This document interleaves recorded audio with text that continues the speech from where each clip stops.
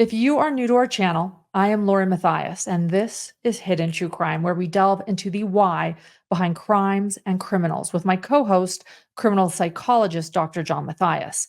This exclusive interview that we are about to listen to is with the parents of Stephan Stearns, and it was recorded on September 21st, 2024. Their son, Stephan Stearns, is charged with first-degree murder in the death of 13-year-old Madeline Soto. Stearns was the on and off again boyfriend of Madeline's mother, Jennifer Soto.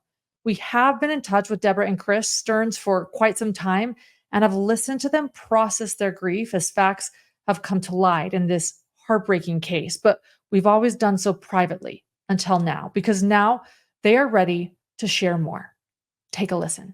Hello, Hidden Gems. We are with two very important guests today. This is an exclusive interview, and we're going to let them share why they are choosing to do this interview with us, a Hidden True Crime. But we are actually with Debra and Chris Stearns. Many of you might recognize their names from interviews with police that you've heard, or their names from documents, FOIA documents. They are the parents of Stephan Stearns, who is now behind bars, charged with crimes against Madeline Soto. I'll leave it at that. And I just want to say, no one wants to be in your situation right now. And we are so grateful, though, that you feel safe coming here to Hidden True Crime, to sharing your side of the story and what is going on in your hearts and in your minds. And so with that, why don't we start honestly with sharing what I think many people might be wondering. Why are you choosing to do an interview today? Well, we've had, first of all, you're thrusted into a limelight that you would never expected to experience in your entire life. I apologize for having Lacey here, but we want to have as much silence as possible from the dogs. We need to bring the ringleader in here. So she's the one that's quite vocal and wants attention. So I apologize. She'll be quiet, hopefully, right, Lacey? Okay. But anyway, no one ever grows up expecting to experience this. You've seen it on the news, you've seen it in the papers, and oh my gosh, how tragic that is. And all of a sudden, you find yourself in the same similar situation. We had provided from the very beginning, proactively very cooperative with the police authorities. I mean, I was caught off guard that Wednesday that Stefan was arrested, not even aware that he was being arrested that evening. I thought I was waiting many, many, many hours to have a conversation with the police to learn what was going on, and if I could contribute any information, I would, and not realizing that he was already arrested and actually had been transported away from Orange County down to Osceola County. Never learned until days later that he was arrested. I thought I was just there to help provide some information regarding the disappearance of Maddie. And obviously we learned much later that this turned into something more serious. And we also, at least I thought, and continue to think later with the police interviews here at our home, that our conversation was confidential, and certainly wouldn't be released to the public, only to have every word and nuance scrutinized and analyzed, and opinions formed about it that is so out of mischaracterizing us, and just a lot of speculation and conjectures. So anyway, the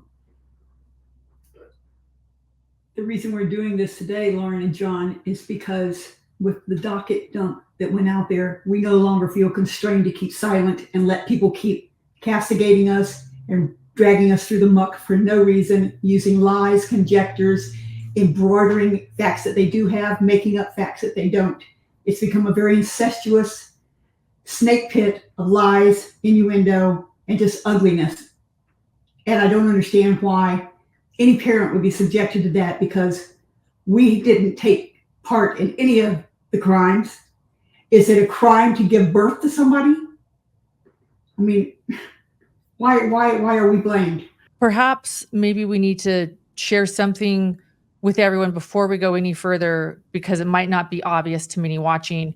Where are you in accepting the reason your son is behind bars? Are you in a place of understanding what he did? Are you believing? Where are you? Totally. Yes. I mean, Okay.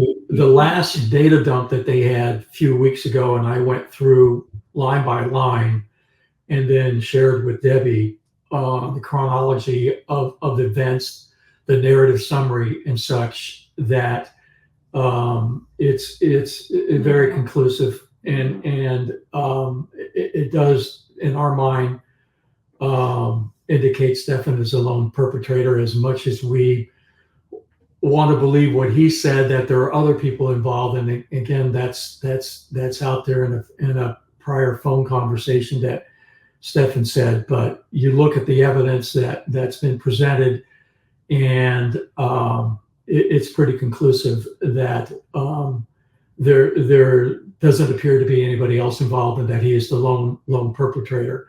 And certainly he was guilty of the images that he found on his phone.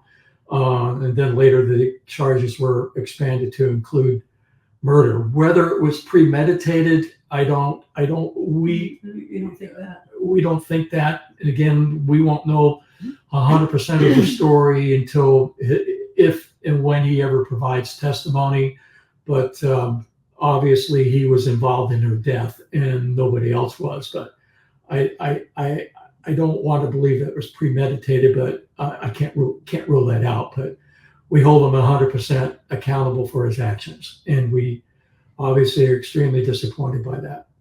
Yeah, and I'm sure it's been a process, but in other words, you're learning everything as the public learns it. Yeah. We're not privy to Nobody's anything. giving us a heads up on anything. Yeah. That we're mushrooms. We're kept in the dark. Yeah, the only time we know is all of a sudden we're getting these text messages and heads up alerts from our friends. You go, hey, you got to see this out there. And I go, oh my gosh, what does this mean? I mean, I looking for the news every day, and I don't see anything. And then all of a sudden it's out there, and these videos and YouTube channels have a field day. And it's been that way for weeks ever since. And the challenge is going to be is that we do know that we were told the other day that this is going to be multiple years before it goes to trial. Given the gravity of the charges, and knowing what the penalty is, we're resigned to accept that fate, and the fact that we could lose him in a multitude of ways. Any given time, some prisoner in the jail could off them, and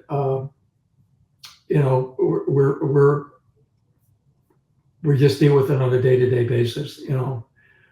We could get that phone call one day, so we'll wait and see what happens. Yeah. As I told you, I think before, this is the most protracted death of a child that you can go through, because they're already gone to you. We'll never touch him again. We aren't allowed to see him right now. And he's out there, but he's not available. I mean, Right. if he'd been hit by a car, it would have been easier on us, because the grieving period could go, instead of grieving for years and years and years while he's still alive and we can't have any access to him. Matter of fact, we haven't even heard from him for over 3 weeks now, and we don't know why. I called the other day inquiring about his wellness, and the jail correction officer says, "What does that mean?" I said, "Well, it's a wellness check. We want to find out if he's okay, because we haven't heard from him." "Well, if he wants to talk to you, he'll talk to you." I said, "He wants to talk to us. We don't know of any reason why he wouldn't, unless he's being denied access to communication, which we think he is." And I think it's a result of the most recent data dump, that the guards are intentionally preventing him from getting access to where we can communicate with him. He's in solitary confinement. It's been that way since February, nearly 8 months. Okay. Wow.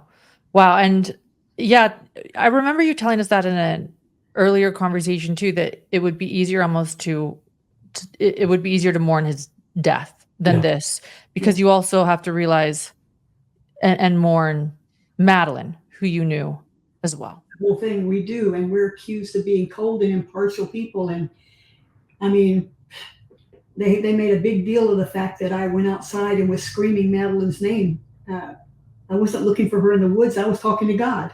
That's my privilege, to talk to my God. I was asking, why Madeline, and where is she? I'm sorry. But we, every day, all of this is in our minds. We talk about it often, and we're private people. We keep our emotions to ourselves as best as possible, but we certainly, there's no way that this will escape us on a daily basis. It's impossible for that to happen. We're forever living with this, and I just wish there was. I just wish there was a way that we could have possibly known that there was a problem going on with Stefan. I had no idea. Yeah. The only thing that we knew that was wrong, and we addressed it immediately, was when we became aware of the co-sleeping arrangements. And they were here at our house. And at that point, I put my foot down and said, Madeline's not sleeping in the room with you. She's too old for that. And I said, you need to stop doing that at home too. And I talked to both Jen and to Stefan. And Jen says, well, she comes in at night. She gets scared. She comes in at night and climbs into bed, and I can't stop her. I said, does your door have a lock on it? She said, yes. I said, well, then use the damn lock. I mean, it's ridiculous. And then to send your child off to sleep with a man in another room in a single bed together,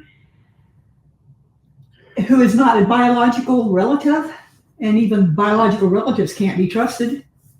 I mean, seriously, how many people have you heard of in that situation with family members? So I just, I saw red when I heard that, and it's. Did you, on that issue, did you? I know you. It sounds like you chastised them about sleeping in the same bed, but did you ever get a chance to sit down and talk to Stefan about that issue in more detail? I didn't think I had to. I did not think I had to. Well, but I did bring Madeline in, and she stayed with me in my room anytime they came to visit. Right. Yeah, you guys said that in one of your interviews, that she was in. Was it both of you guys' bed, or was it? No. We are what they call now sleep divorced. We have separate rooms because we can't sleep together. We love each other, absolutely. She's insomniac and a night person. I'm a morning person, and we both snore. And so it would be the battle of the lumberjacks. And so in order for both of us to get sleep, we sleep in separate rooms, and we sleep with the dogs. We split the dogs up. We call it bitches and bros. I get the boys, she gets the girls. And they provide warm comfort, and they're security. They're great sleep mates. So, and of course, and if I'm not here, they all sleep with Debbie. And God forbid somebody try to come in the house, they're going to have 5 Doberman pinchers with hair on their ass going after them. They'll tear them a new one. So, warning, heads up. Yeah, to all those YouTubers, we'll get into that too. But Debbie did talk to Stefan and Madeline individually, and together. Yeah, I think it went in one ear and out the other, because they didn't stop, but they never got to do it here, and I did not. And then we were chastised because we didn't allow them to vape in our home, and somehow they figured out that we don't smoke, we only drink occasionally. I can't turn down a margarita at a Mexican restaurant, and we don't do drugs. I don't even like doing prescribed drugs. That I won't take pain pills. I did the whole heart surgery on nothing but extra strength Tylenol. I can't take it. Some of it I'm allergic to, but they said we thought we were superior because of that. That's not true. That's our choice. But also my choice is I don't want cigarette smoke and marijuana smoke in my home. It makes me ill. I don't like the smell of it. I don't want to be around it. It sounds like, Debra, that Madeline occasionally was in your bed. Did you guys have a close relationship with Madeline? Could you talk about that for a minute? Yes, I taught her to crochet. We sat and did artwork together. We did projects. I was teaching her how to cook. She spent a lot of time with me when she wasn't in there watching movies with them. So we actually put Disney on our TV here so she could sit out in the family room with us while I thought we were giving Jen and Stefan alone time as a couple. I tried to be respectful of their space. Yeah. Taking on Madeline, but Madeline was an absolute joy. The girl was happy, precocious, smiling. She walked with a bounce. She was interested in everything. She Giggled a lot. She giggled a lot. This is a horrible loss in the world. She, a child, she should still be here. She should still be here. Yeah. So you just described kind of the bright side of Madeline, that she was happy and giggled a lot. Did you ever, she was next to you in bed. Did you ever notice any distress?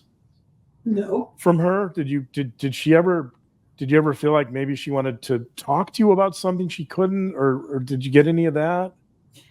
There was none of that. In fact, just the opposite. Stefan would be sitting on the sofa, and she would go and sit on the arm of the sofa and drape her arm around him and give him a kiss and tell him she loved him. And Madeline is the one that told me about the co-sleeping, not Stefan and not Jen. Madeline did.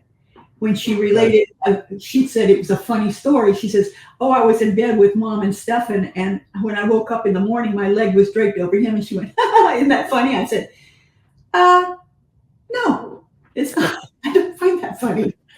Yeah. That's right. when I would have the talk with them. Because to me, I'm sorry, that sent up a big red flag. Yeah. She Never. said that in a playful manner.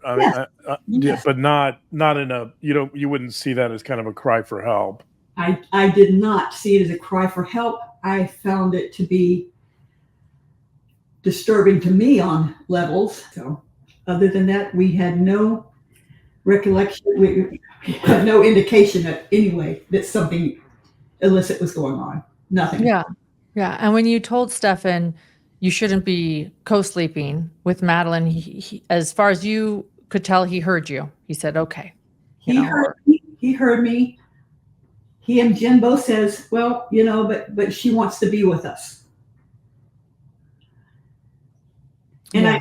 I knew no matter what I said to him, they're going to do what they're going to do anyway. Right. It was very obvious to me that they were not listening. They heard, but they're not comprehending, and they're not going to change. You've mentioned that Stefan would often say one thing but do another, right? That you didn't know. Oh yeah, modus operandi. You didn't know what was true and what wasn't sometimes. I mean, He made it. He was a gaslighter. He could make you think things were one way when they were a total other way, and do it with such sincerity that you questioned yourself. Interesting. And when we got to figure that out, things changed for him, and they didn't change for the good. And he was no longer a happy camper because we challenged him on everything. We came up missing money. We came up missing jewelry. Came up missing my deceased father's Rolex. And I know he took it, but he won't admit to it even now. When did that start? Could you tell us a little bit about the line? When it started, and when when did he take the Rolex? Last year. It started when he was a teenager. Okay. And little stuff, and then they got bigger and bigger as he got older. I mean, you never got the truth about anything. I mean, he wrecked his car and never got the truth. never got the true story in that. Oh, Some very similar to the incident of Maddie's disappearance. You know, coming up with something like that. You know, when he called me that afternoon, second call that day. You know, flat tire, and listened to that BS. And boy, when you look at the images of that tire, I mean, there wasn't hardly any rubber left on that wheel whatsoever. And then they show pictures of these chunks of rubber laying in the ground. And Stefan trying to explain to me that he had a flat tire and he was in the inside lane of a highway in a high density commercial district and he couldn't pull off the road. Again, you know, it was a story that I didn't believe, and then getting a call 90 minutes later, less than 90 minutes later, about Maddie's disappearance. And I go, that's too coincidental. Two events like that in a single afternoon. Don't believe in coincidences. You know, didn't believe that, but wanted to. You know, I was there to support the story until it was different. And unfortunately, I found out a couple of days later, if I had seen that TV interview that they held the next day, my attitude and demeanor with him would have been considerably different than me making the trip to Orlando and helping he and Maddie out, or Jennifer out, for sure. The police kicked everybody out of the townhouse and quarantined it, roped it off. They had no money. They had no place to go. He didn't want to go to the in-laws' house, of course, or to her mother's house. They got along like oil and water. But it was, Chris went there to get them into a hotel and to be there as emotional support for them for a missing child, not for anything else. Not for an escape route or to hide them. Nope. You knew that Madeline was missing. You didn't know why. And you thought, I can give them a place to stay. Yeah. And then, I wanted some quality time with them. Again, I just kicked myself for not seeing that TV interview, because my conversation would have been. It was after, you couldn't have seen it. I know that, but the interview took place before I got up there. Yeah. That's the thing. But I didn't find out about it till Friday, and it happened on Tuesday.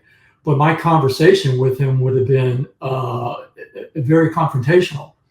And I wouldn't have been satisfied until I got the truth from him. When I questioned him as best as I could, now that he was in incarceration, obviously he couldn't give me the answers. The best he could come up with is that I wasn't able to think. Well, he was thinking a lot of other things and taking a lot of actions and doing a lot of things that obviously he was thinking. But again, that would be an appropriate response from Stefan, because again, keep telling the lie. But the amount of time that I had from 2:15 Wednesday morning until 4 p.m., I spent a total of 35 minutes with him, and it was over 3 different occasions. First of all, find that he wasn't at the hotel that morning, and then to learn later that he had left that hotel, went to St. Cloud, went to Northport, and came back. And then obviously so exhausted, he passed out in bed, didn't see him again until 3 o'clock. And again, no time for conversation, because now we're down in the lobby of the hotel, and he's now being escorted to supposedly a press conference, which there was a press conference, but he was immediately taken to the rear of the sheriff's department and put in a detention room, and later that evening arrested. Never had a chance to have a conversation with him. Okay. That makes sense. Yeah. Yeah. And there was some issue about one YouTuber who called out Chris as a liar because he said he saw a picture on the phone. Yeah, much later, I'm having a conversation again, thinking I'm having a private conversation with the deputies back in July. And, Jen that evening had provided some very graphic detail of the image. She told me in her story was that there was a group of photos that they had downloaded off of Stefan's phone They wanted to show these images, this package of images to Jennifer. She said that she couldn't see them, but agreed to look at one. Then she shared with me in graphic detail what that image was. 5 months later, I'm thinking throughout that time that she had the opportunity to maybe grab a photo of that, and because once you describe that to me, I can't get it out of my mind. It becomes ingrained and printed, and I'm thinking that there's an image in my mind that I must have seen a photo, and instead of asking a question, I made a comment to the police, and then one of these YouTubers accused me of lying and making this stuff up, and it was really my bad. I apologize. I thought it was an image I saw when in fact it was a graphical image in my mind, but I thought I'd seen a photo. So I apologize for that. But again, you're dealing with this stuff 7-8 months ago. There's a lot of stuff going on that evening, especially, trying to gauge Jennifer's demeanor after learning that her daughter had been SA'd. If it was me, I'd be beating the crap out of somebody, whether I physically could or could not. And she was totally composed and Unemotional. quite calm about the whole thing. It was just very strange. Now that we're on this topic, there's a rumor out there about there being SA in Stefan's background. I think some of the rumors involve you guys even. There's rumors about just me giving him explicit material. Again, I can't use terms because of YouTube, but what could you guys set the record straight on that? You bet. Number one, it was, from what we heard, it's Hustler magazine, the nastiest magazine that was ever printed. Never came home. I would never buy it, and I would certainly never give it to my child. I mean, none of that material existed in our house. But I'm sure back then, that day and age, magazines tossed to the street in trash cans. Somebody has it. Other kids bring it to school. Maybe they even try to sell it, but certainly that type of stuff circulated and what have you. Have no idea where he came in possession of this, but it was not provided by us, and there was never any physical abuse or sexual SA abuse at home. None of that. He was always provided a warm, loving, caring environment. So none of that's true. Do you think there were any red flags in that area in terms of, I don't know, maybe some of the girls he was dating in high school, or did you see any red flags about any unusual sexual interests or problems? His first girlfriend he had in California, he had a big crush on her. We met her, sweet girl. We left California when the state went batshit crazy, excuse my French, but hey, it's California. And we left there and came to Florida. At that age, your kids circulate through kids like people go through revolving doors. One kid comes in, hey, this is so and so, okay, and then you never see him again. There's a parade of those instances or what have you. One of the dogs, a friend of his came in, an acquaintance of his came in, and she didn't appreciate him. She let it be known too. Kind of nipped him in the backside. She wouldn't let him in the door. Yeah. She backed him up against the wall. Not coming in. And nipped him on the butt until he went out the door again. And we later found out this was the same friend of his that overdosed on heroin and died. Oh. There is another incident, and I don't think we've ever brought this up before, and that is in California. He was walking down the street with a couple of friends and his girlfriend, and this man was very inappropriate with them. And I'll let Chris tell you the rest of it, but well, yeah. cat call or something, and there's Lewd cat call. there was a shout out to him, and the truck spun around and came back. This guy unfolded himself out of the truck. He was that big, and physically started assaulting Stefan to the point that he was choking him to death. Coincidental to that, we had just come back from Sequoia National Forest, where we went camping with the church group, and Stefan had a pocket knife in his pocket and stabbed the guy in the chest to defend himself. The guy was later arrested for physical assault, and Stefan defended himself, but didn't realize that he suffered PTSD from that. I didn't realize that until several years later, that he was experiencing that. He was haunted by it. Yeah. He was haunted What by was it. the just to clarify? What was the trigger? What was the cause of that?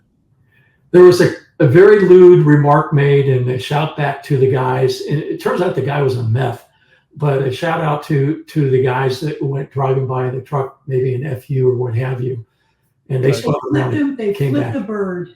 They flipped the bird guy, and he spun the truck around and came after him. And Stefan was the only one that was physically attacked. Karate or no karate, he couldn't get the guy off of him. And how old was Stefan? 16, 17. Maybe 16. Okay. Yeah. Okay. He was a really thin guy back then. Yeah. You know. Was there, See him.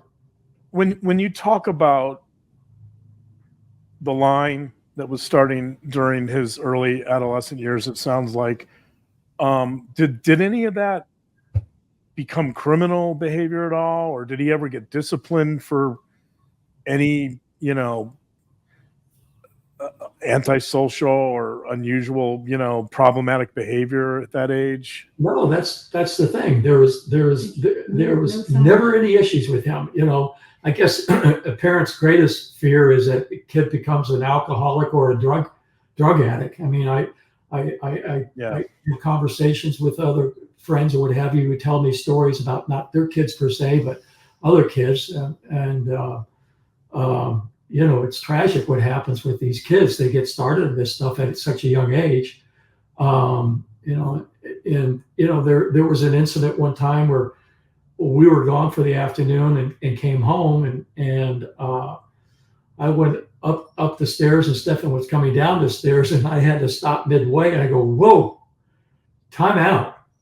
Oh my gosh. I said, "Come here." And I said, "Have you been drinking?" And he just reeked of alcohol. Well, apparently he spent the afternoon sampling every alcohol that we had. And we soon got rid of all the alcohol in the house. And believe it or not, he was heading out the door to take his friend home. What was his age? What was the age at that time? 17. It was just before California. So I don't know, 17. And sent him to his room and didn't see him for 2 days. He passed out, and I took the friend home who told me what had been going on that afternoon. But that's the worst thing that we had experienced at that time. Mm-hmm. When you have these incidents, did you guys sit down and kind of have a heart-to-heart with him at all? I mean, what was communication like between you guys? Oh, we had open communication and dialogue with him all the time. What we didn't have from him was truth, or that if he was having a problem, he would come share it with us. He was very close and close-knit to himself. I mean, never came to us, very rarely, unless he needed money, that he came to us with a problem. Hey, I got a problem. I mean, I felt and told Stefan that, why didn't you come to me with this problem that you experienced on Sunday evening or Monday morning, whenever this took place? Hey, I screwed up. Oh, okay. Because the first thing I would have suggested is I'm coming there, and then I'm going to take you to the police. You got to turn yourself in. Let's be out in front of this. And I always told him to be out in front of this. The minute you've done something wrong, own it, fess up to it, and get out in front of it. And I guess he thought he was smarter than the average bear, what have you. Because obviously, if you look at the timelines and the sequence of the chronology, narrative summary, what have you, is like, how could he not realize that his trail was being followed? They know everything he did. How can you, in today's technological environment that we live in, do you think you can get away with anything? You can't sneeze and not know that you've sneezed. I don't know how he thought he could get away with any of this. So our deepest desire is to discover more about Stefan, learn from him. And we're going to kind of lean on you, John, to help us provide some clarity to Stefan. It's a son that we didn't know versus what we did know about our son, and the complete opposite of one another. We feel blessed that we found you guys. You reached out to us, and it gave us the opportunity to do a deep dive into your channel, and it was a welcome relief to see the professionalism of what you guys put out there, and the fact that John's got a medical background brings a lot of legitimacy to your channel.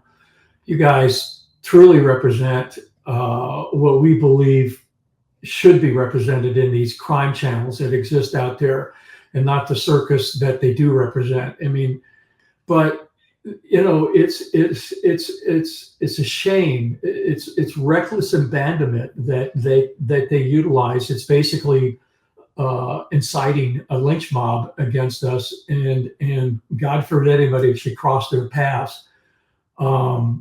Because they'll just attack you. I mean, you look at these broadcasts that they have, and then you just watch the thread of comments that are made as if they're really relevant. But I guess the people feel, and maybe you can answer this, John, is that why do people feel like that they have to lash out if not to make themselves feel better about themselves?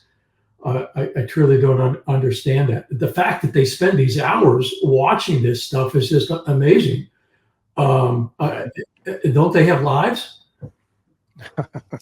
Yeah, and I want to say, it's almost, this is what I've seen oftentimes in the true crime community. It's almost like you're damned if you do, damned if you don't. None of us can imagine what you're dealing with right now. Maybe there are some people, I'm sure there is a small club out there that understands a bit of what you're going through, but I would say the majority of people have no idea the type of situation and what that is like for both of you. No one, I wouldn't wish that upon anyone. And it's true, if you don't speak, shame on you for not speaking up, right?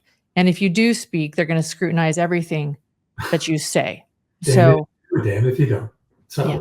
We've been handcuffed for the last 7 months, almost 8 months. We've been held to strict silence. And so I think we've been chastised, criticized for not responding, but people don't realize that, there's some legal proceedings going on here, and we don't want to misspeak. And now that all the information is out there, not that we knew anything, because we didn't know anything until it was released to the public. So we're learning just as much as everybody else does whenever this information is released.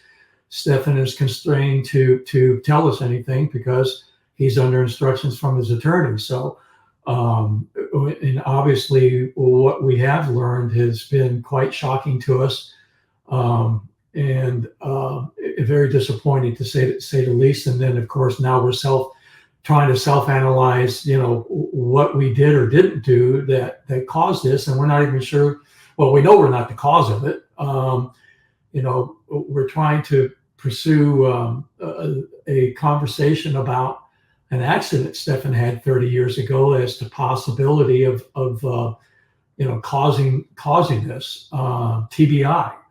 30 years ago when Stefan had this accident, and just so the public can know what that consisted of, Stefan was literally run over by a pickup truck twice. He and a friend were playing in a parking area, and when he was 7 or 8 years old, the guy came out to his truck a small Toyota pickup truck. Hey guys, how you doing? Gets in a truck and immediately backs over them. Pushes Stephan down into a bit of a hole in the parking lot. Drove right over him, and hit him in the head with the bumper as he backed up the first time. And then, if that wasn't enough, he pulled forward and ran over him again. The fact that Stephan isn't. They hit him in the back of the head first, and then when Stephan raised up to look, he heard the kid screaming. He quickly put it in gear and drove forward and hit him in the front, and then came up over his body, up over his pelvis area. The fact that he wasn't permanently disabled and wheelchair bound is a miracle. Thank the mud. But there wasn't when he was released from the hospital. The doctor said, "Hey, be cognizant of any difference in his attitude and his demeanor and such." And we pressed for more information, and we just told that he could have some headaches, dizziness, nausea, sensitivity to light and stuff. May not be able to wake up or go to sleep, and there could be some other physical traits. He developed a tic for a while, and he outgrew that.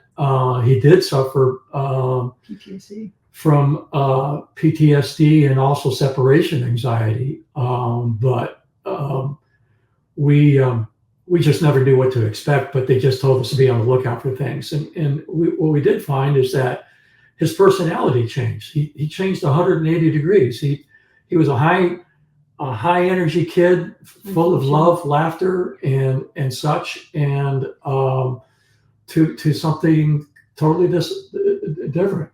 The troglodyte.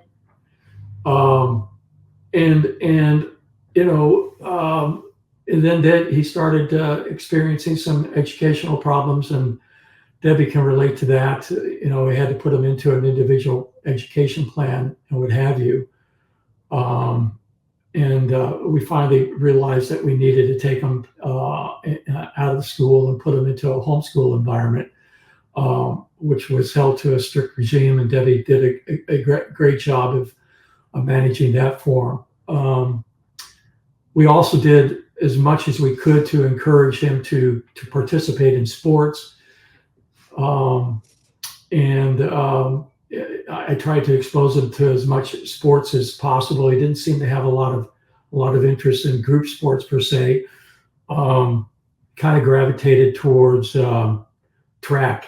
He was fast. He was always fast as a kid on his feet, and in spite of his injury, he was a speedster. But that didn't last long because he apparently had a kidney disorder that required some immediate surgery, and he had to have some emergency surgery to take care of that. Again, he discovered an interest in Shokan karate and did well with that. He managed to get a brown belt in that, but we were forced to move away to California. Well, actually, no. Where did we go after that? He was in Georgia. Yeah, we went to California. Mm-hmm. Yeah, my wife's mother was dying of cancer, so we went out to be with her in her last few years. But we later introduced him to scuba diving. We kept trying to introduce him to things that would be motivating enough to provide enough incentive to where maybe he would be motivated to go out and get a job and earn some money to pay for these things, because it didn't try to overindulge him with money and access to money per se. I was trying to use that as an incentive and motivation to go out and get a job. Obviously that didn't work too well, but everything seemed to be focused towards solitary pursuits. We loved reading, games, Pokemon games, Warcraft, and other things. If he liked something, man, he drilled in on it. He focused in on it. He really truly excelled at that, and things that he did excel at. Again, try to encourage him to assimilate, a normal flow of life. And there was almost always a disconnect it had been a very frustrating experience for us to get him to assimilate into a normal life. We're getting on in our years. We're in our early 70s. Yeah. So you talked about communication was open, it sounds like, and you were able to talk to him about quite a bit, or at least when he was willing to talk. What about the emotional connection? How would you guys describe your emotional connection to your son when he was younger? I thought it was very close and loving. Yeah, it was really close up until the accident, and not that we changed, he changed. I mean, he was, if you show you photos of him, as a kid, I mean, he's running through the house on the tips of his toes and just a little speed demon, laughing and giggling all the time. Really a quite bubbly personality. I mean, we discovered very early on that if he was focused on something, forget about it. We were at a hotel one time, and he got the key to the refrigerator or bar in the room, and he was sitting there at the age of 3 with that key, and he was relentless in getting that key into that lock and unlocking that lock. But that's how focused he could be. But he was, we loved that kid to death, smothered him. What? You didn't smother him. Well, smothered them with love, whatever. But we there was never any denial of any outward affection from him and us, and even to this day, still a lot of outward display of love and affection. Nothing, as I said, ever gave us any clue or warning to his recently discovered behavior. I mean, this, like I said, this is a son that we don't know. It's not the son that we do know. So, Debbie, you even homeschooled Stefan for a time, and that's actually been brought up in numerous conversations on YouTube as well. Do you want to share a little bit about why you chose to do that and what that was like? Because it was a daily fight to get him out of bed, dressed, and out the door to go to school. It was a daily fight to get him to do his homework. We had several conferences with teachers, and even on the IEP, he was not progressing. So I talked to the principal of the school, and I said, what can I do? And she said, have you ever tried homeschooling? And I said, well, no. Don't you have to have, a full college degree for that? Because I'm short a few credits. I don't have my degree yet. And she says, no, you don't have to, because you are going to be supporting him, but he's going to be doing his classes with Florida Virtual School. So that's what happened. And we were able to get him up at 10 in the morning. It was easier. So maybe that's coddling him, but it was easier on me too, because I usually don't go to sleep until 2 or 3 in the morning. So, hey, I didn't have to be up at 6:30 in the morning to get him up. He was able to eat food, and we were able to take short breaks and progress at a rate that would interest him, because some stuff he could just speed through. English language, sentences, reading, history, science. He loved all of that, and he devoured it. Math, no. Hates math. Math for me, no. So I called it a tutor.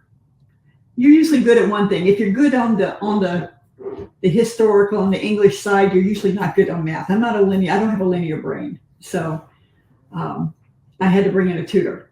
But he had to take his tests orally with a proctor over the phone, and I could not be in the room.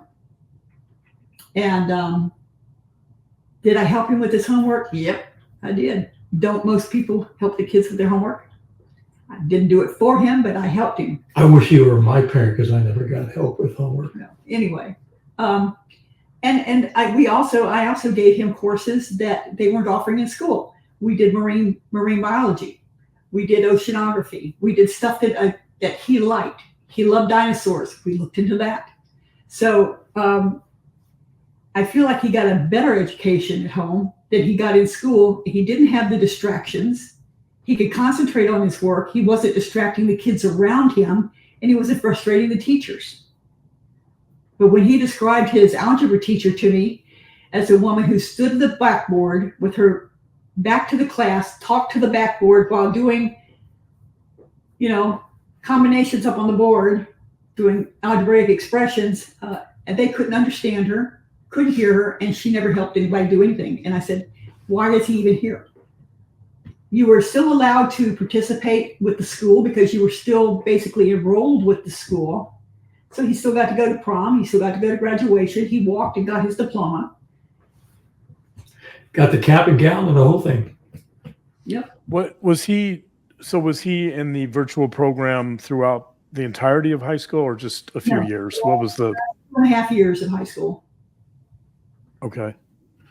And you mentioned earlier that he tended to be a bit solitary. Was that after high school, or was he a bit of a solitary person in high school as well?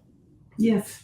He had his cadre of close friends. He didn't have a huge group of friends. He had 4 or 5 close friends, and that was all he wanted in his life. Just his little circle of friends. He was not a social butterfly by any means. And do you think that the accident had something to do with that? I think so. He was quite gregarious beforehand. He would run. He would go and knock on people's doors and say, "Do you have somebody my age that I can play with?" He would introduce himself to people. He would run around and ride around his bicycle, looking to see if there were any games he could join in. Now, he did do kickball and stuff like that, and he went fishing. Taught him to fish. I was the fisherman, not him.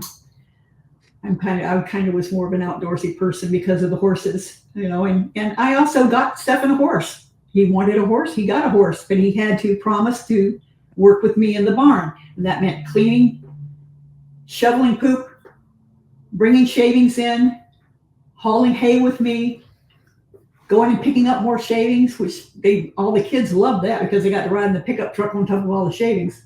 But, and now people are saying that sounds like just the worst thing I could ever do is to have him actually work to support his horse and to help me because I was having some physical problems from these surgeries I had on my feet. So there were some things that I just couldn't do. But he loved it. He loved running out at night. He would just grab a hunk of mane, hop on their bareback, and they just run around the pasture. Every night we went out together and gave the horses peppermint candy before we went to bed. So it was, to me, that was an ideal life. He was able to go into the woods and go fishing, catch frogs, catch lizards, catch snakes.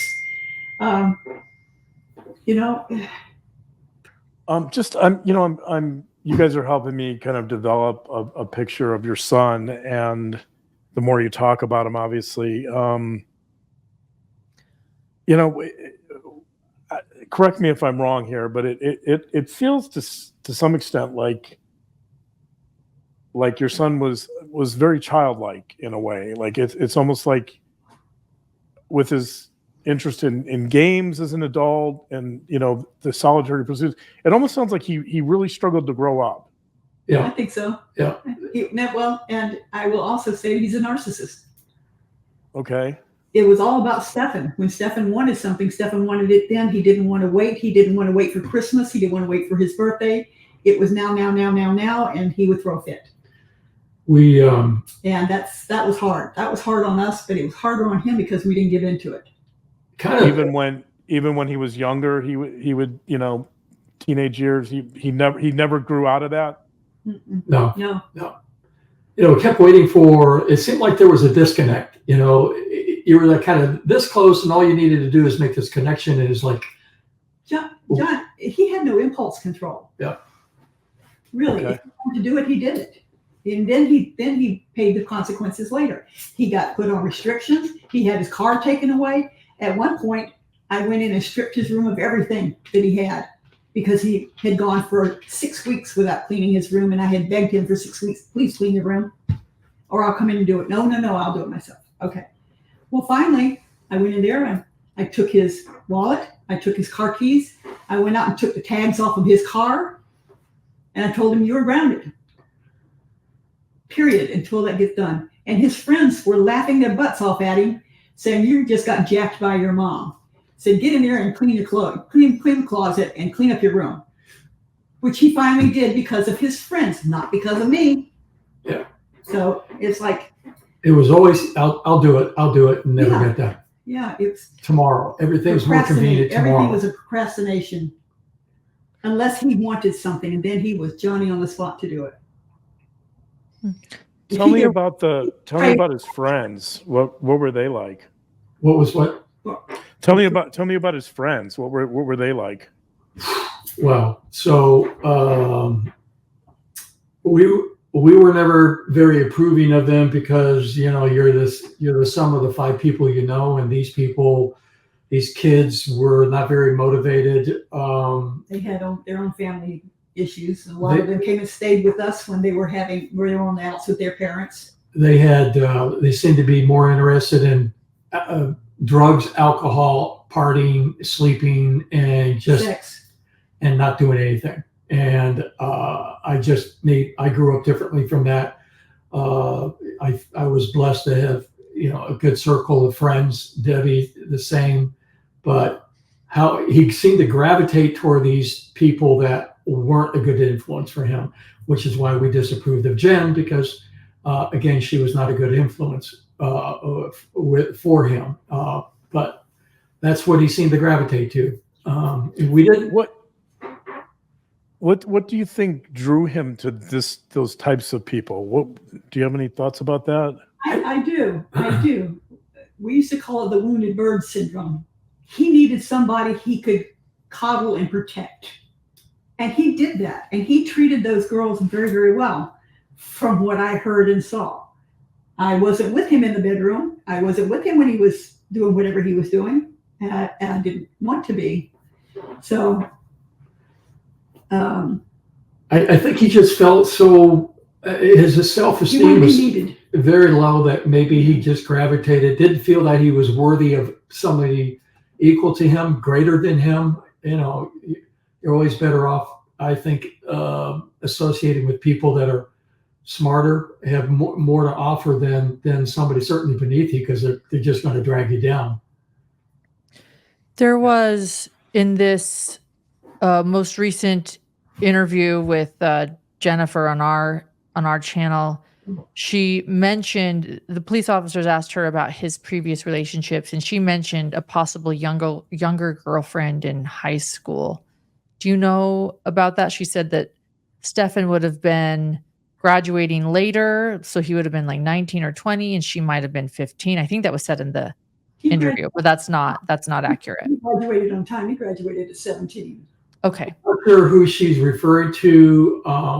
We have seen in some other conversations with YouTube about the possibility of somebody younger, maybe underage.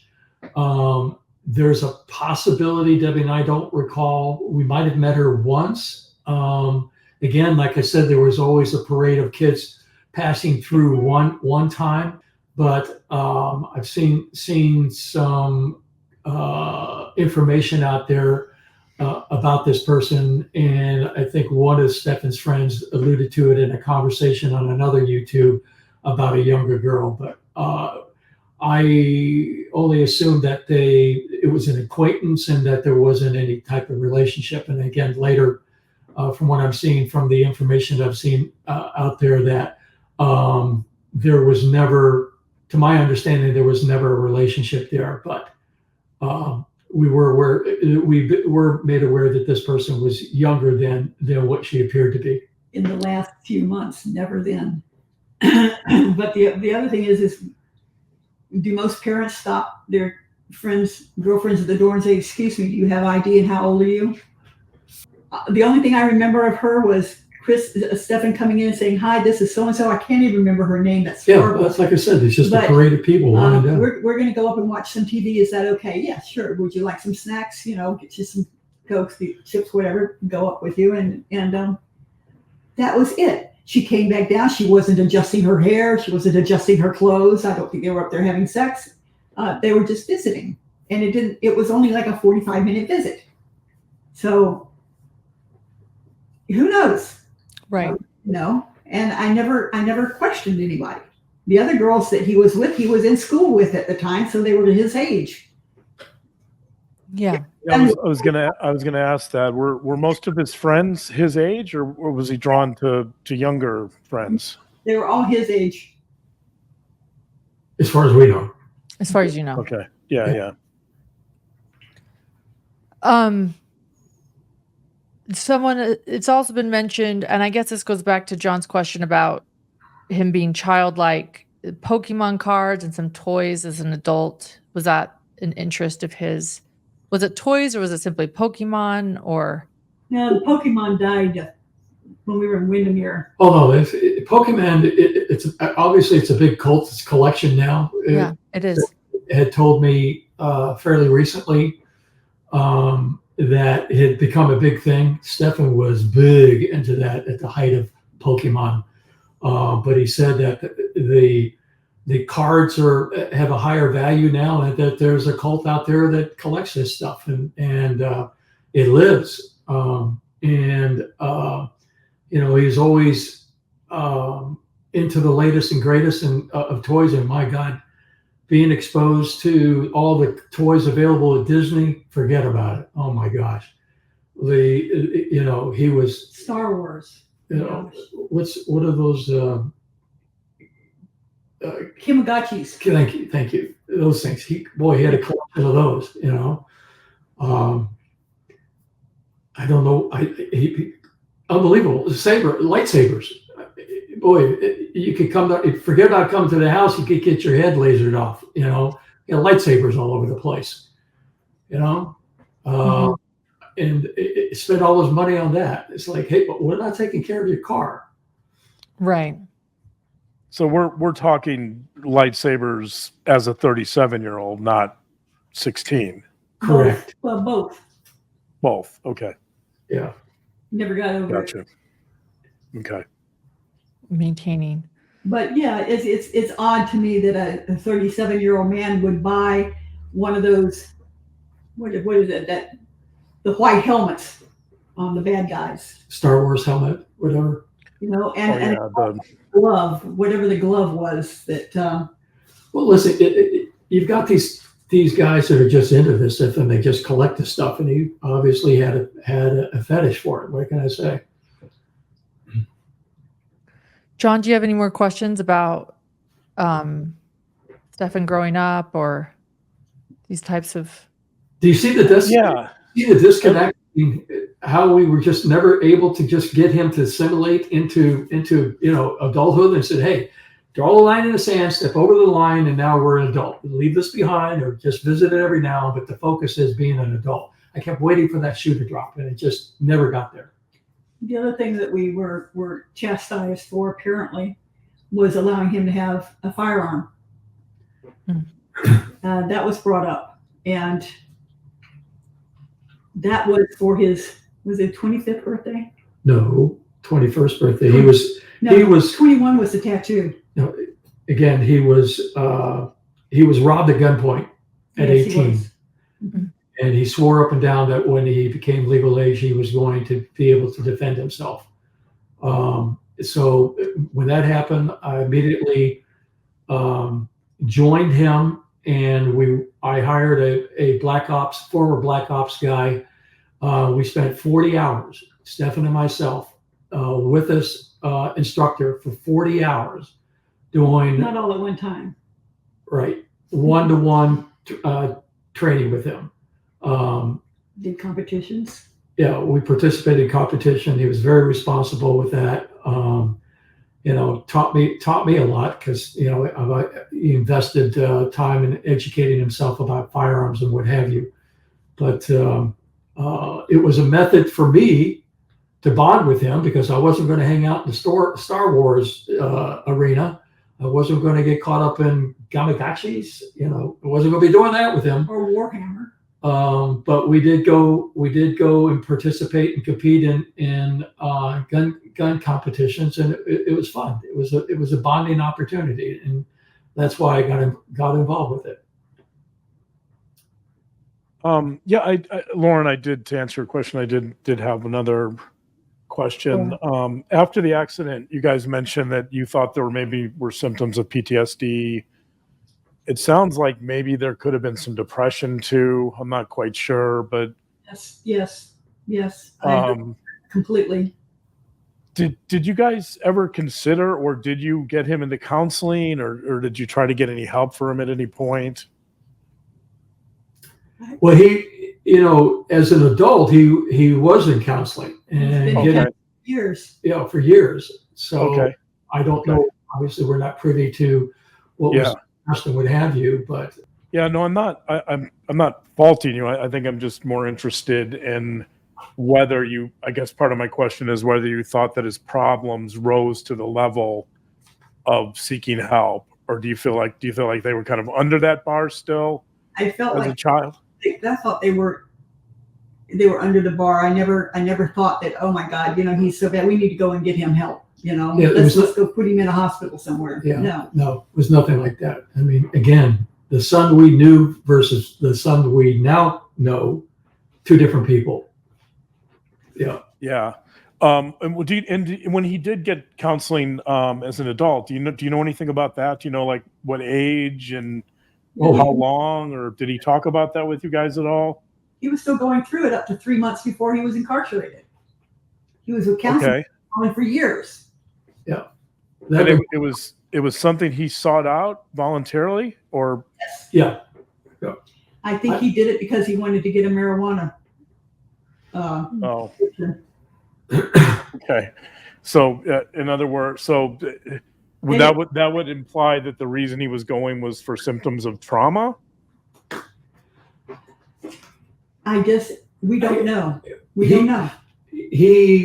I think he felt like he needed it to I don't know, for anxiety, depression. He had anxiety. To calm him. I don't know. Okay. John, he didn't want to attempt to do something unless he thought he could do it well.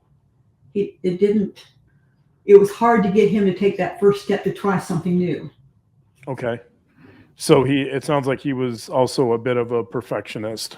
Self-perfectionist, and a perfectionist with everybody else around him.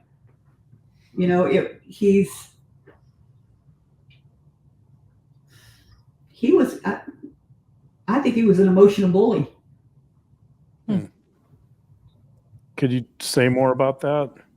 Well, because I think he wanted people to rise to his level when they're talking. If they're talking and they're not making sense to him, he would say something about it. People don't understand. Stefan had an IQ that bordered on genius. Seriously, I'm not saying that because I'm his mother. I'm saying he was tested.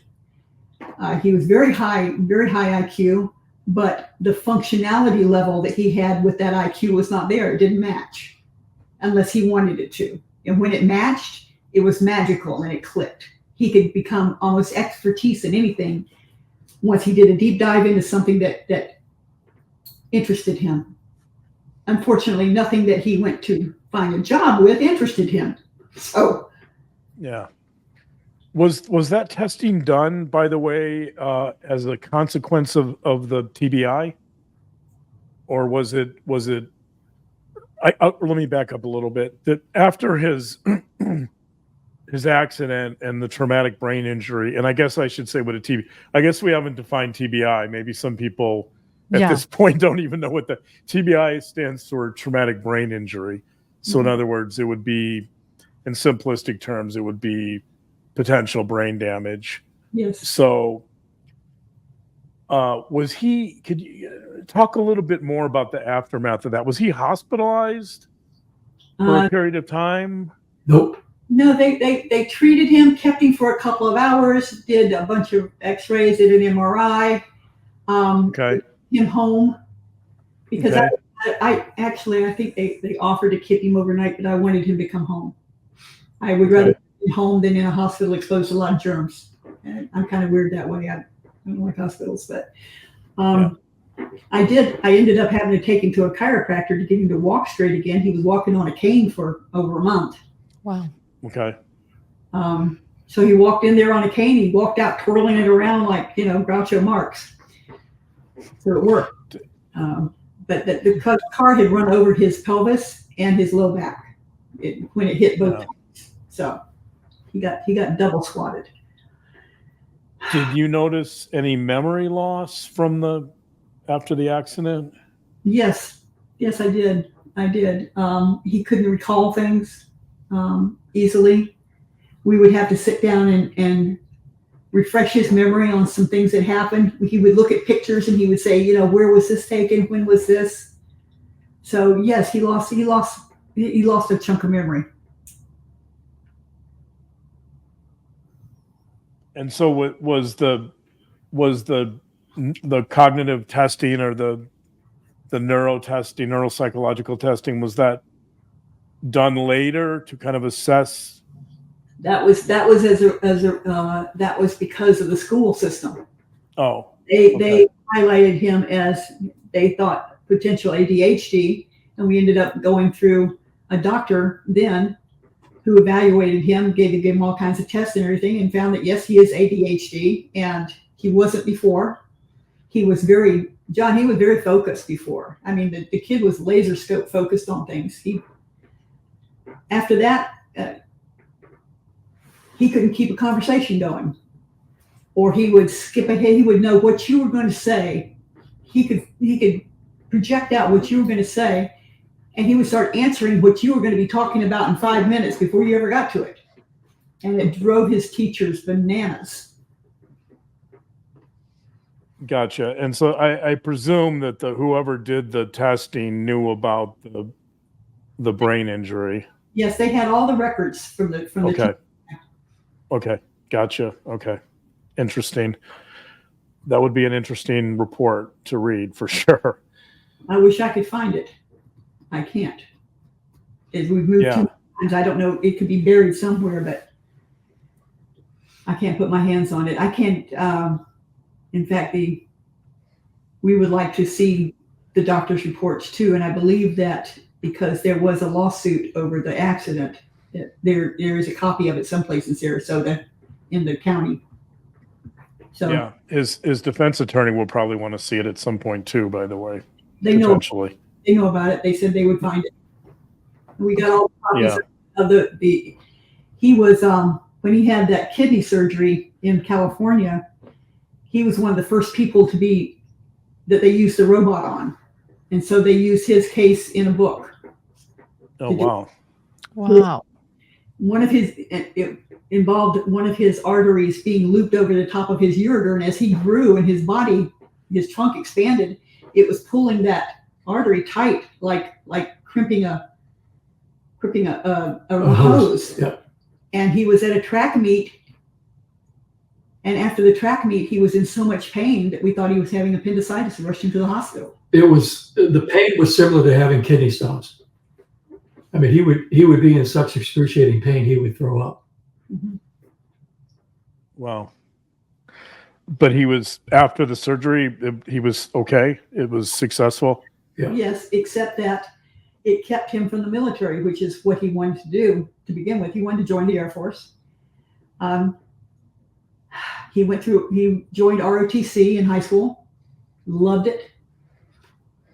But when he went to enlist, they saw the scars. They were just little puncture scars, and asked him what it was. He said, well, that's where they went in and they fixed the artery over the ureter. There's no problem with his kidney after that. But because there was a kidney involved surgery, he was deemed disqualified. Passed all of his testing with flying colors, but because of that, they didn't let him in, and that was a real blow to him. It kind of upended everything he thought he wanted to do with his life. Yeah. So, and he would have been roughly what, like 19, 20 at that point when he applied for the Air Force? 18. 18? 18, straight out of high school. Gotcha. Okay. In fact, I took him to the recruitment office. Did you notice after he was rejected for that? Did you notice any changes in his very, demeanor? very depressed, and very angry. Angry Okay. which ended up being so Sorry. minimal, was going to cause such a huge rift in his life. Yeah. Interesting. Okay. And I presume that he couldn't revisit that after they reject him once, then it's... No, it stays on their record forever.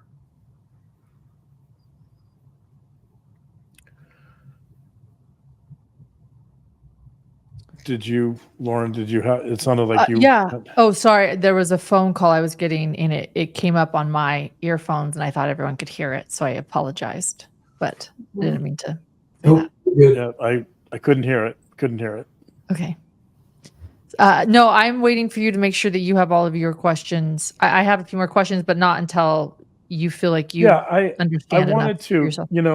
thank you guys for sending over kind of a summary of your thoughts before this interview. That was helpful to me. There was one thing that I wanted to read here that really stood out for me.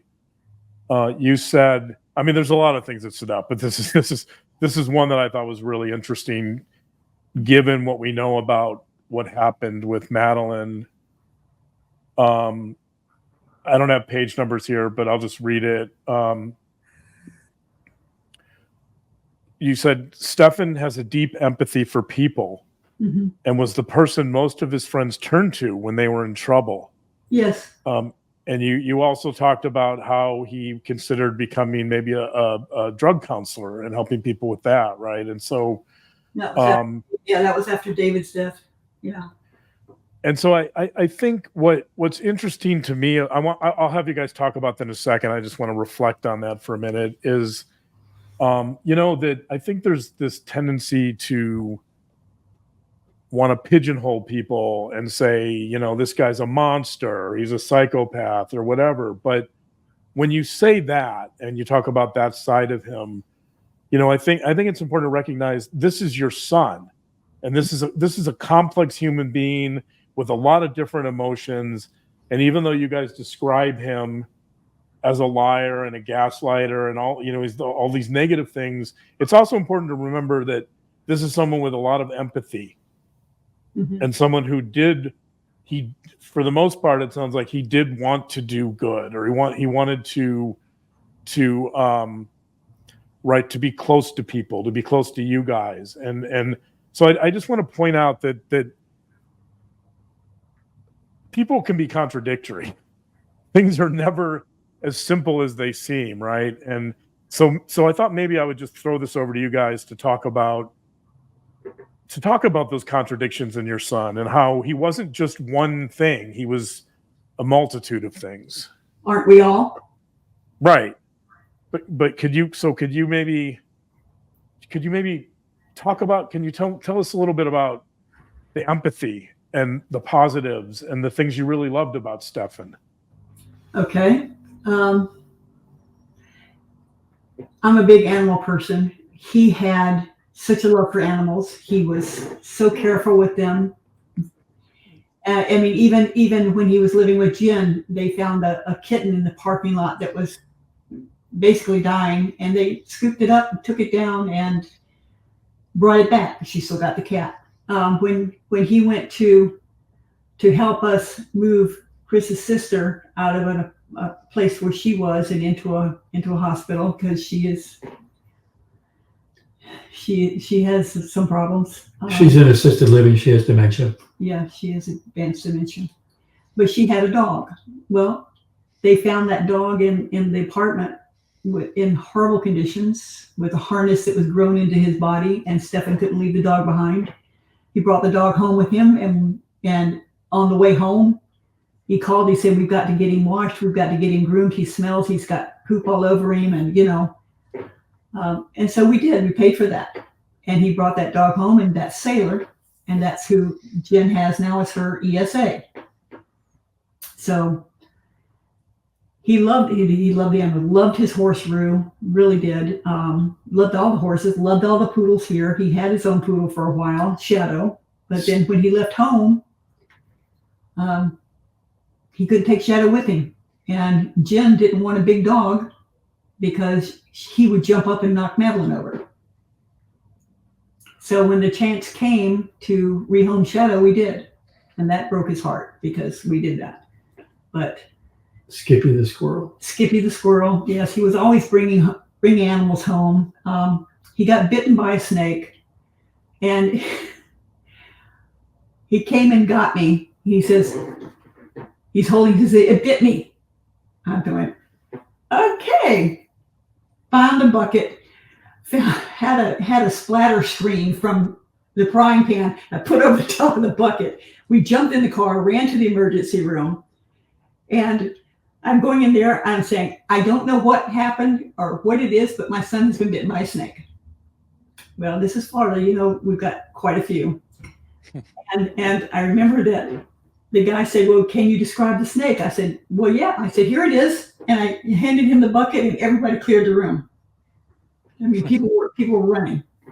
So found out that it was fairly harmless, but still, he would just reach down and grab them, pick them up.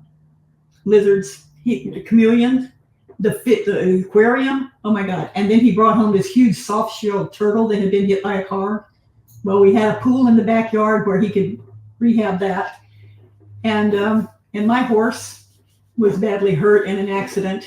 And I rehabbed him.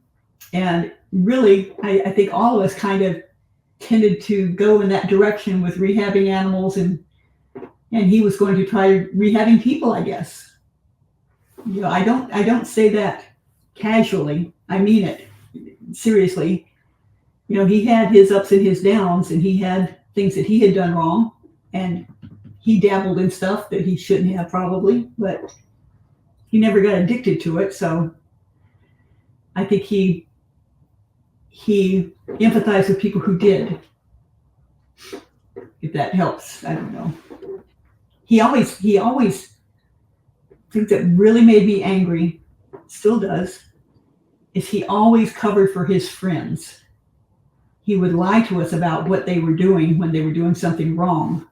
And I felt like that was disloyal to us, because he would bring them into our house and ask us to help them. And I would, because my mother did the same thing to me. You know, any of us who had a friend in need, my mother's house was open. If she had a child in need, house was open. She took me back in when I needed it.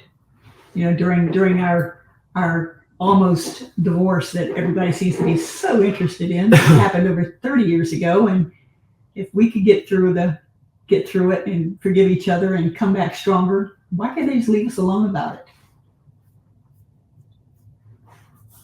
And I don't think that affected Stefan. Didn't last that long. What was it? 3 or 4 months? A minute out of 44 years.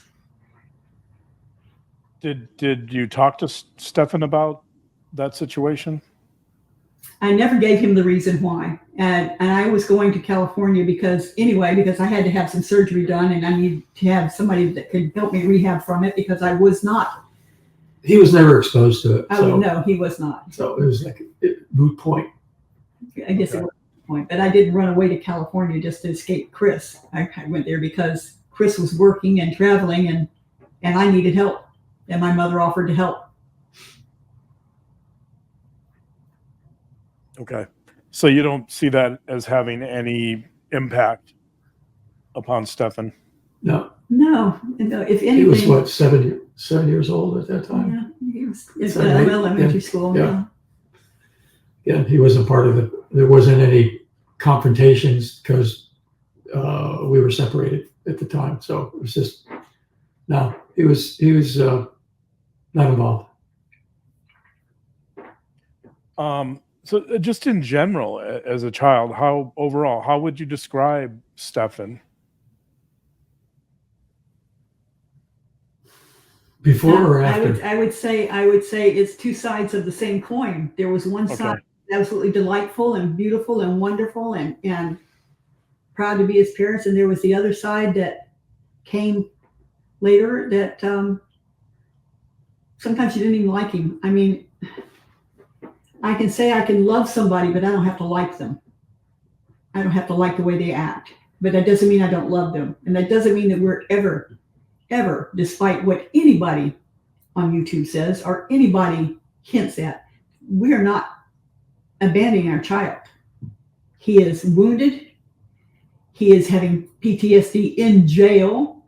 He has lost a tremendous amount of weight. He is on heart medication, high blood pressure medication, which he was not before. And I understand that people think that he needs to suffer. Well, yes, okay. He needs to be punished and maybe he needs to suffer.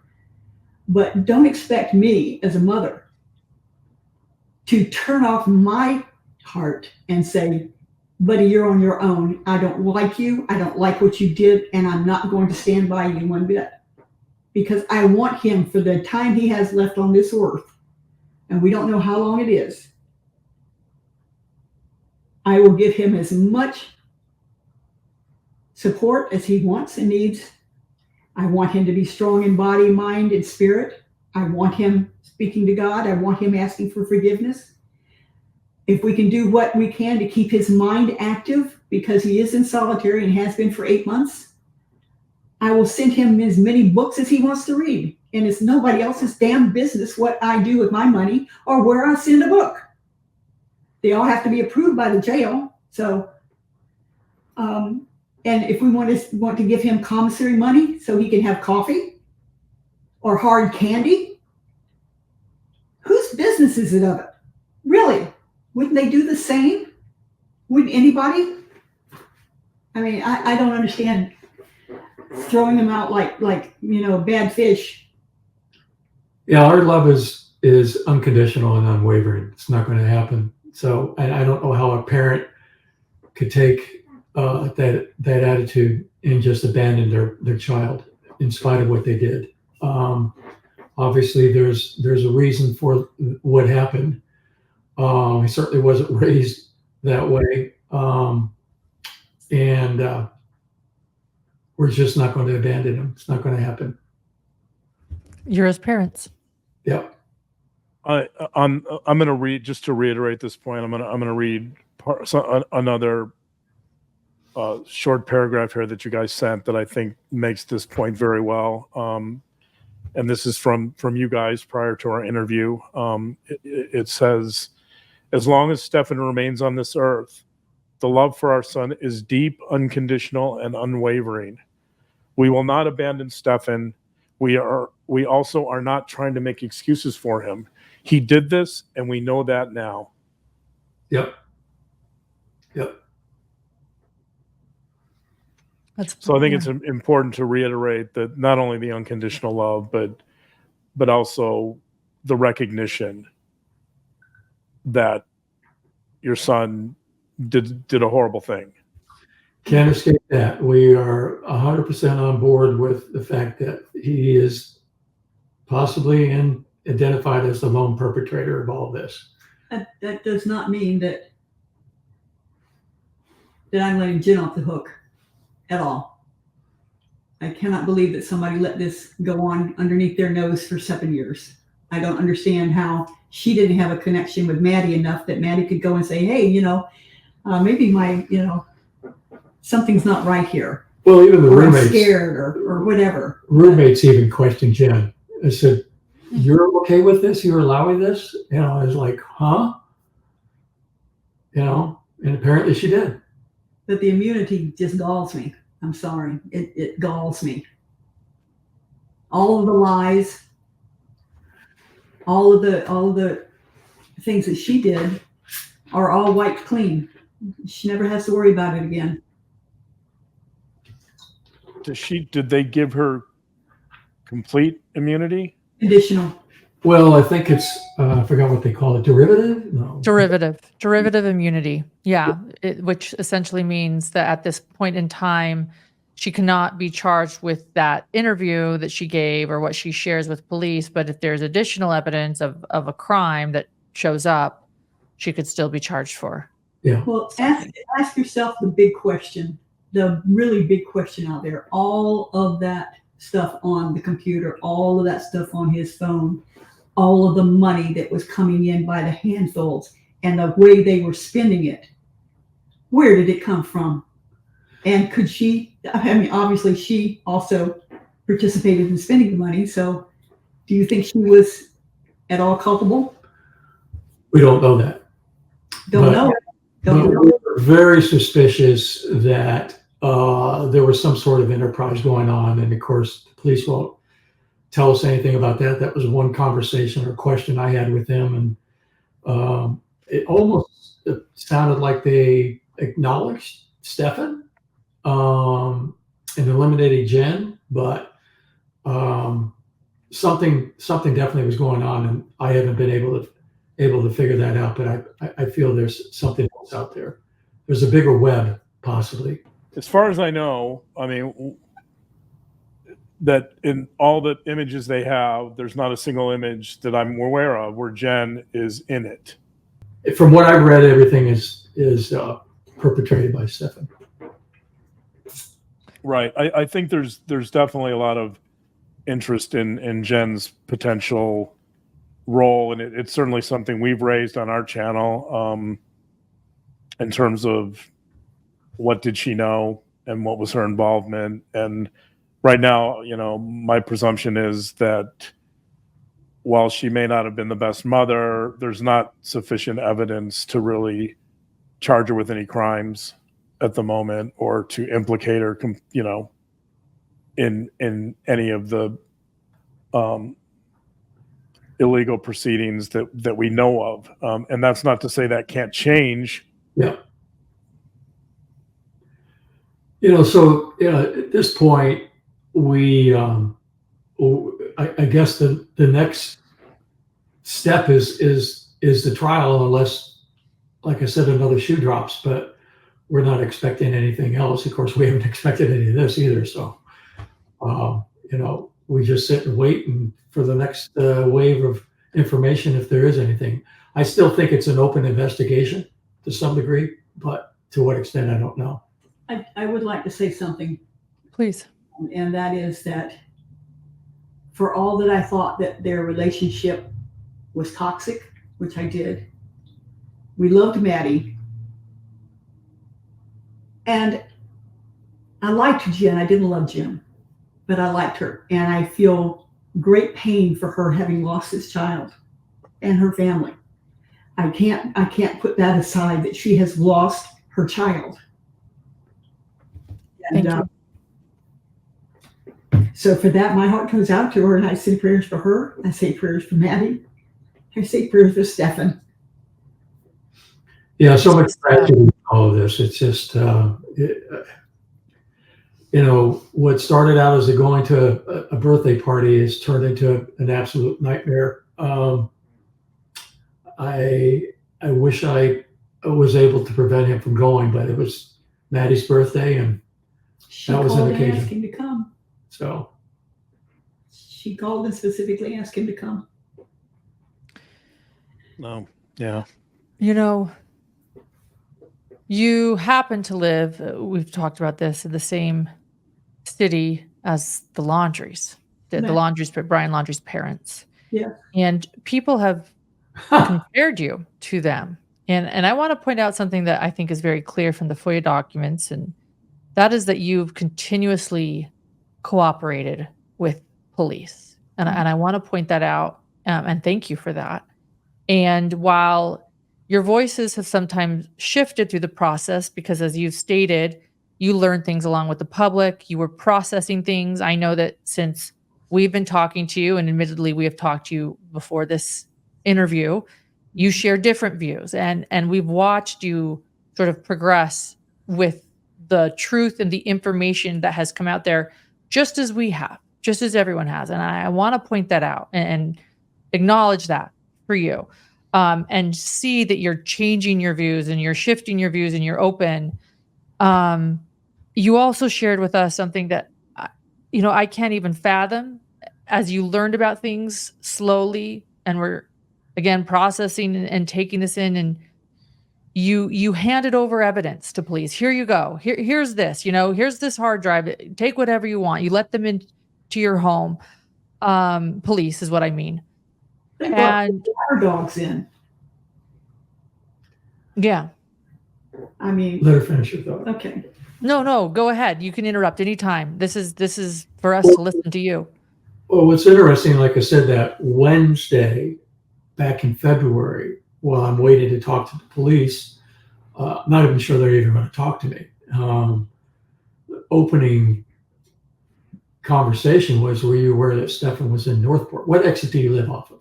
Do you know that Stefan was in Northport? I go, what? You're serious? I just drove the middle of the night, tucked him into a hotel room. I went to bed, and within an hour, he's out of there. He actually runs to St. Cloud, then he goes to Northport. And I said, you're kidding me. Of course, I learned hours later when Jen called me, I go, do you know where Stefan is? I go, no.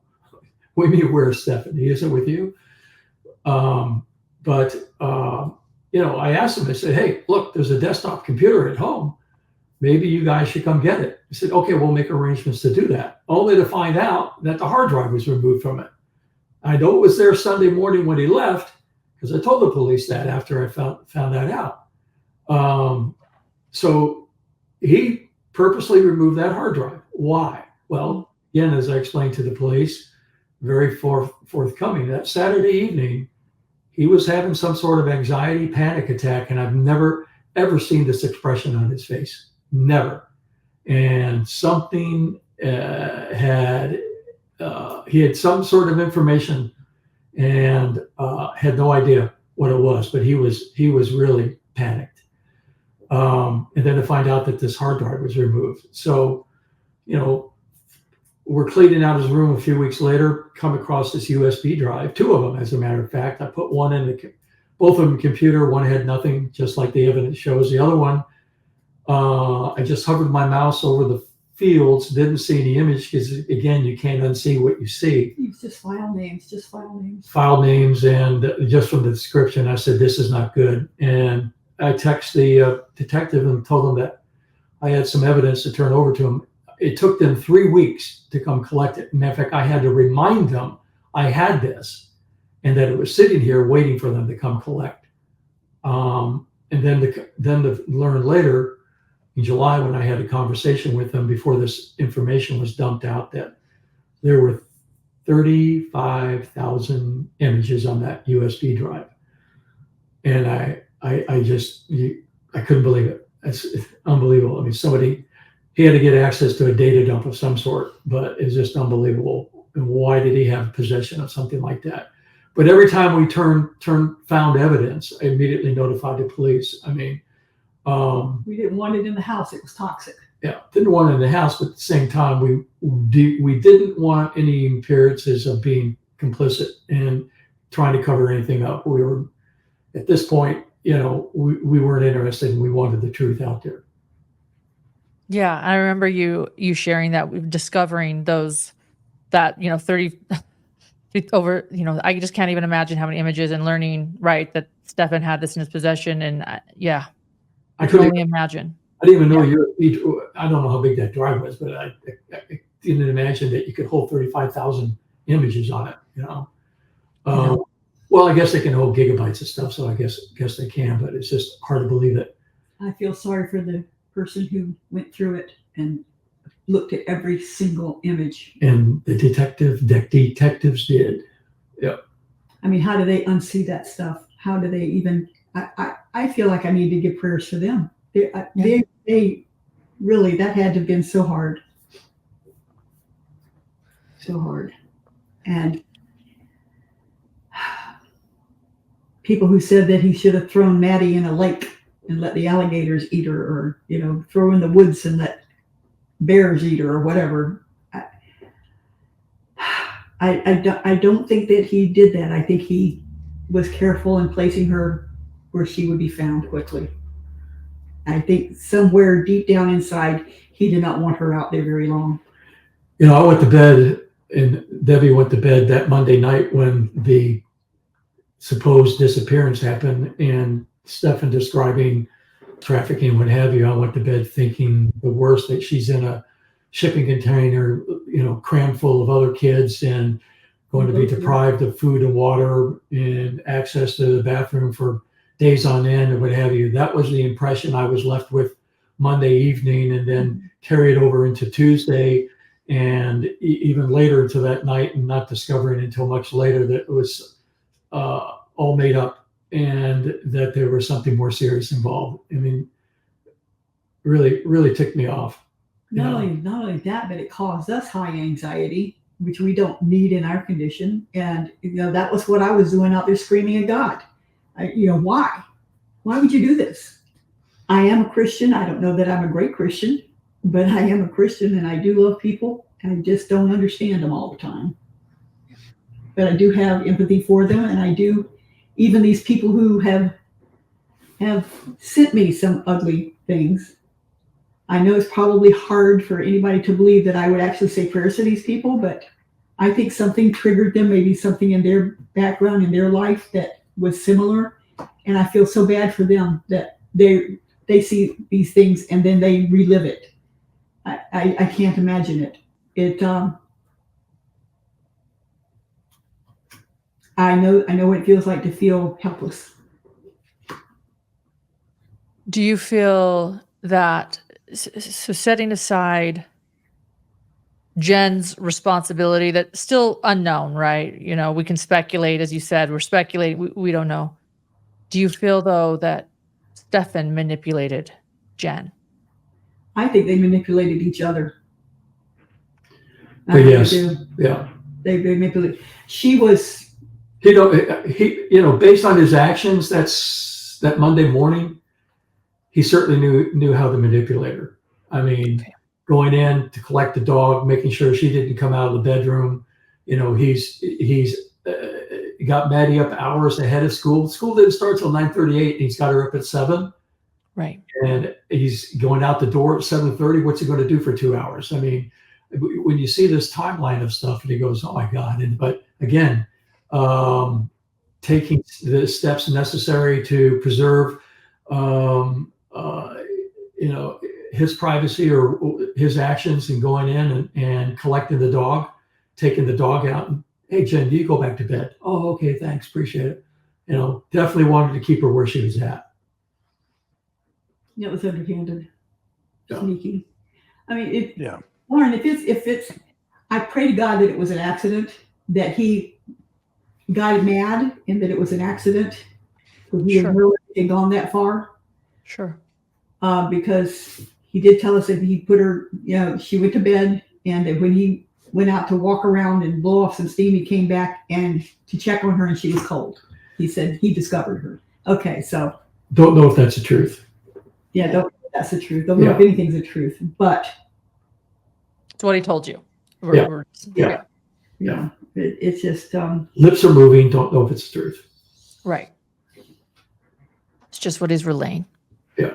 And I'm sure you do a lot right now to protect and process what happened. I guess, do you have anything else, John, to say when it comes to this, or could I? You and I, we've talked about this on previous shows, but I can come up with plenty of scenarios where it seems like a very logical explanation to say it's an accident.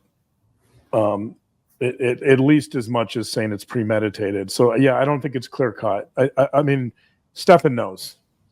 Stefan knows. Yeah, Stefan knows. We don't. Whether or not he's telling us, we don't know. Yeah, whether he'll ever tell us the truth, who knows, right? But I presume if somebody's going to find out, it would be you two. Yeah. So, but I don't think he wants to put himself in a bad light with us. I think he wants to preserve some sort of image of himself as being culpable, but not completely culpable. Yeah, see, there's just no way for him to communicate with us without everybody knowing. You can't have face-to-face meetings. Everything's either text with the tablet or a phone call, and it's all monitored. So we'll never know. But go ahead. Even when they are recording you, they still write things in their reports that are wrong. Can I assure you that I was never taken out of this house and taken to an emergency room by the police? Oh. Where's the bill? Where was the bracelet? I never left my house. I'm a diabetic. I hadn't been eating for almost 24 hours. Okay. Right. I had a dizzy spell. They did bring in an EMT checked my blood pressure. It was a little low. They asked if I wanted to be transported anywhere, and I said no. I'm fine. I just need to. That's not in the report. They said they transferred. They even gave the name of a hospital they supposedly took me to, which I've never heard of before. So I don't know how that happens unless they confused two different actions that night and put me in one place and with somebody else. I don't know. Well, the two of you are going through the unfathomable. Like, honest, I don't think anybody, I can't comprehend it while you're learning that a little girl that you love is missing and then learning that your son is responsible. You two are also dealing with a lot of, I mean, I'll call it this, harassment and threats. While you're just trying to process your lives falling completely apart, or what you thought was your reality completely being turned upside down. Can you talk a little bit about that too? Because I just feel like in this true crime community, the way we cover crime is important, and we so often dehumanize the people we're discussing. And I just was wondering if you could share a little bit about what you two have been dealing with. Well, like I said, there's not a day that doesn't go by that we don't think about Maddie, and certainly we wonder about Stefan, and we wonder if we'll ever know the reason how and why this came about. When did this start? How he got to this point? Why he didn't feel the need to come to us and tell us that he had a problem? That's not the question. What's the question? The question is how we're dealing with the harassment, and I'm the one that's getting the harassment. Okay. I'm getting the ugly text messages. I'm getting the ugly phone calls, the horrible, horrible descriptions of what they want done to my son, the horrible descriptions of what they want me to do to myself. They've suggested several ways I can kill myself. One woman was it was funny actually. She sent me a text and says, "Debra, there's a man in the woods." I'm sure that was supposed to scare me, like there's somebody out there, taking going to take pot shot at me. Well, good luck.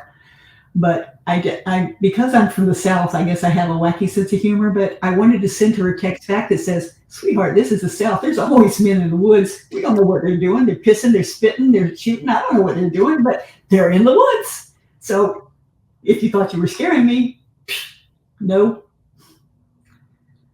But yeah, people trying to scare you. Wow. Yes, we have people saying that they're going to come down here. We have people saying that what they would like to see happen to me. And then have graphic descriptions of what they want to see happen to Stefan. Male and females do this. It's not that. And they can get to us no matter where, because every time we do something, like change our phone number, then they dox us again on YouTube and give us the new phone numbers. So, I mean, how many times do you have to change your phone number in your business cards? Gosh. What do we have to do? Do we have to live in self-confinement all the time? Afraid to even go to the grocery store because somebody might walk up to me in a parking lot and accost me? Is somebody following us as we go around and we don't know? Cars parked around. We don't know if somebody's hiding and then watching us. Chris walked up the other day and there was a person out front with a cell phone taking pictures of our house. So, said he was, what did he say he was? He was taking some B-roll for somebody. Where B-roll is, taking B-roll for a television show, I guess. Yeah. But Yeah, we're not the story. We're not the face of this. Like I said, we're just as shocked by all of this. And we know as much as the public knows. No more and no less, whatever's out there. And if we've missed something in some of these reports, well, again, as I said, we've seen enough evidence to convince ourselves that Stefan did this and was involved. We're not denying that. I'll admit that I didn't believe it at first. I didn't. Now I do. And I'm not making excuses for him. But as for me, the more people screw with us and the more lies they say, the more angry I get at them. Because why? What gives them the right? They have no skin in the game. They don't know any of us. They don't know anything about us, but they can sit there and just hold court on these shows, either by writing or by calling in and describe what they think we are and how we should be treated. Why? What does that do for them? And what does it do for us? Right. You got people who are brokenhearted and your life is falling apart and everybody's picking at you. Why? Why are people so mean? Why are they so vindictive? And why are they so ugly about it? I don't understand that. We don't do that to people. We wouldn't do it to somebody else. You think we live here where the Landrys are? Do you think we went and harassed the Landrys and said, why did you do this? Why did you help him get away? Why did you do that? Didn't you know what was going on?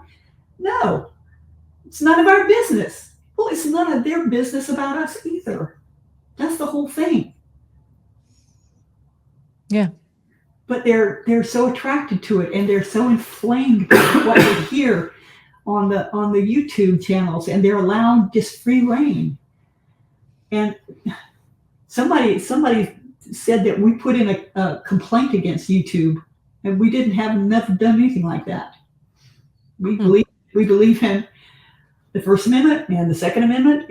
Is freedom of speech, but by the same choice or chance, you can't scream fire in a crowded room. That's against the law. Well, why would you turn somebody? Why would you paint a target on my back, on my husband's back? Why? What good does that do? You're not punishing the perpetrator. You're punishing people who had nothing to do with it and didn't know anything about it and are just as brokenhearted as anybody could be. Maybe more so, because we actually knew these people and lived with them. These other people don't. They have no idea who we are. Well, hopefully today will help with some clarification and some understanding of your story and your situation. And fear is a very potent toxin, right? You don't know how that toxin is going to affect people, but you're seeing it. Unfortunately, I think you're seeing it day to day. Yeah. And I can't imagine how difficult it must be to deal with just an unimaginable grief, and at the same time to go through the harassment and all the things you're going through. That must be just a really difficult combination to deal with. So I feel for you guys. I sought help. I went to see a counselor, and I saw about 6 weeks. And then I finally, just on the last visit, I said, this isn't working out for us because you're not listening to me. You're falling asleep when I'm talking, and it gives me a bad taste in my mouth about counselors. Are you just nothing but a paycheck to them? And I went there for help because I am dealing with my own depression. So.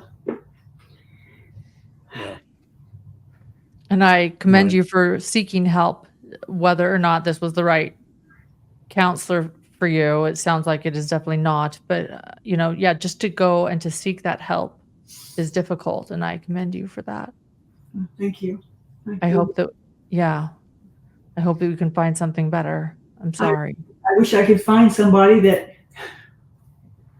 acted like they cared, really, and maybe somebody who's dealt with other people going through this. I don't know. This is a small town. I don't know what's available here. But, I mean, what do you do? Yeah. Advertise, hey, mother of a monster seeks help.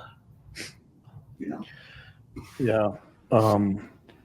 Sorry. I'm sorry you went through that. I the only thing I can say is sometimes in the mental health field, some therapists are a good fit and some aren't. So, not like now I can drive over to your house.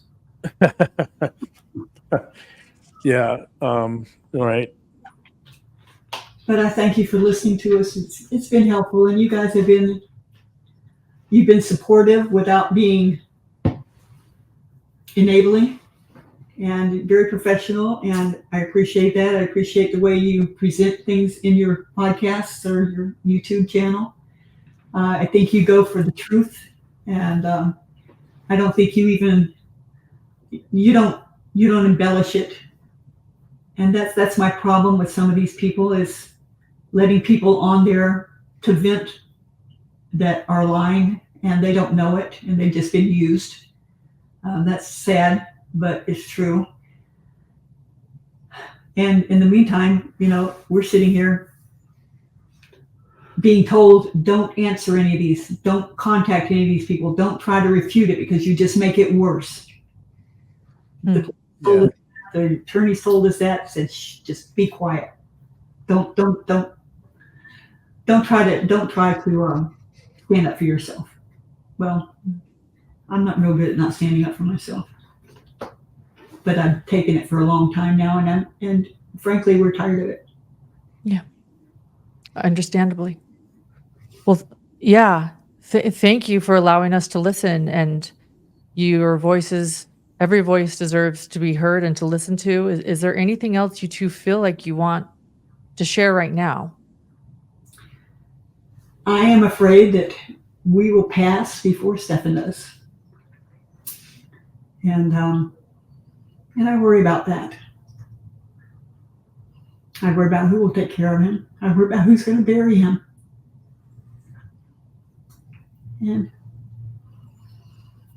that bothers me. We're too old to go through this crap. We are. Too old and too beat up.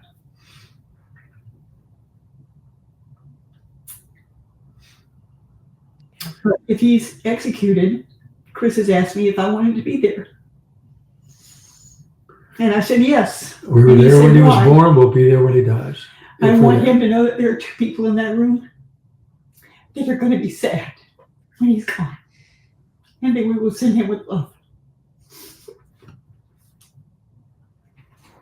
I'm done.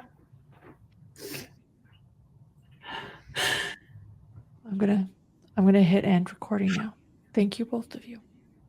Thank you.